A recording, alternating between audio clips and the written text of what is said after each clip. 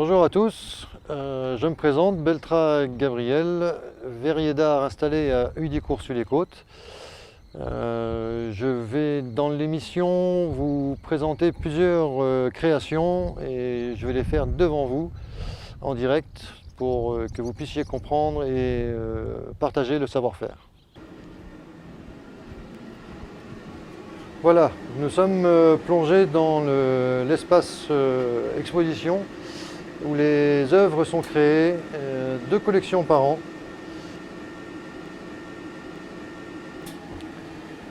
Alors maintenant, je vais vous présenter l'atelier, là où sortent les pièces, où on fabrique les pièces. Et donc c'est composé de plusieurs fours et d'un tas d'outillages pour concevoir et fabriquer en fait. Donc four de fusion, là où le verre est à l'état liquide. Donc c'est un four qui fonctionne H24. Et voilà, là on a le verre transparent, voilà, 50 kg de capacité. Le réchauffe-canne, parce que naturellement pour ramasser le verre, il faut que le bout de la canne de soufflage soit chaud. Ensuite, 2 fours à capacité pour augmenter le volume des pièces. Bon, c'est des fours de réchauffe. Et ensuite, quand toute pièce est réalisée et finie, on la remet en four de recuisson. Voilà, four électrique stabilisé à 500 degrés. Et les pièces sont soumises à refroidir très lentement, voilà, pour éviter la casse et pour limiter les tensions et les chocs thermiques que nous, verriers, on donne au verre pendant la faisabilité. Pour débuter, je vais vous présenter le poste de travail, donc qui est constitué d'outils et d'un banc de soufflage. Alors, là on a le banc de soufflage avec les outils à disposition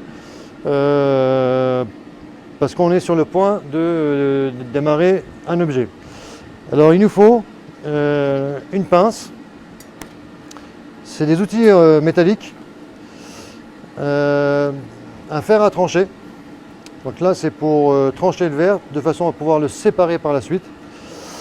Et alors un ciseau à anse, ça aussi, ça a sa fonctionnalité, suivant les étapes. Je vous montrerai. Des maillotches. Alors, les maillotches, il existe des maillotches en métal, voilà, avec un rebord, donc pour protéger le pouce par rapport au rayonnement du verre, 1200 degrés. Donc ça chauffe un peu. Et ensuite, du papier journal. Alors le papier journal, plusieurs possibilités. On le mouille soit avec une éponge, soit avec une petite bouteille d'eau. Le papier journal sert en fait à façonner le verre, voilà, au bout de la canne. Et on l'obtient à pleine main et c'est plus facile pour former le verre suivant ce qu'on exige. Voilà. Le papier journal mouillé. Voilà. Ensuite, un autre style d'outil, c'est les maillotches en bois. Donc c'est toujours immergé dans l'eau. C'est du fruitier et c'est un bois qui ne craque pas. Et ça nous permet de façonner aussi le verre. Dès qu'on accueille, comme ça on façonne plus aisément. Avec différentes volumes. Voilà. Ensuite, différents chalumeaux pour des étapes bien spécifiques pendant la fabrication des objets. Toujours à portée de main et avec apport d'oxygène et de gaz. Ensuite, on a des outils de mesure, donc des compas. C'est un peu volumineux, mais j'aime bien parce que c'est des outils des anciens et ça nous encourage à faire comme eux. Et c'est un petit peu des porte-bonheur en fait. Voilà. Donc il y a différents formats de compas. Alors c'est pour mesurer la pièce à son état de finition. Voilà. Ensuite, sur le banc, suivant ce qu'on peut faire, des préparations avant soufflage, on a des roulettes.